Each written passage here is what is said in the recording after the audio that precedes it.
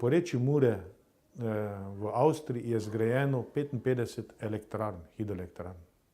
V Sloveniji imamo eno malo hidroelektrarno. In ko zaznavamo, skoraj največji nasprotniki hidroelektrarn so okoljevarstveniki iz sosednje države. Res je, interes zaustavitve izgradnje hidroelektrarn po moji oceni izvira predvsem iz tujine. Namreč zainteresiranih je kar nekaj. In sicer hidroelektrarne so edini energetski objekt, ki ga Slovenija lahko zgradi z lastno industrijo in tudi z lastnim gradbeništvom.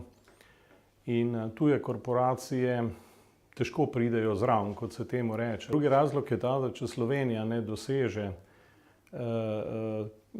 določenega procenta izgradnje obnovljivih virov, bo morala kupovati tako imenovane zelene pravice pri drugih državah, ki so te cilje dosegle.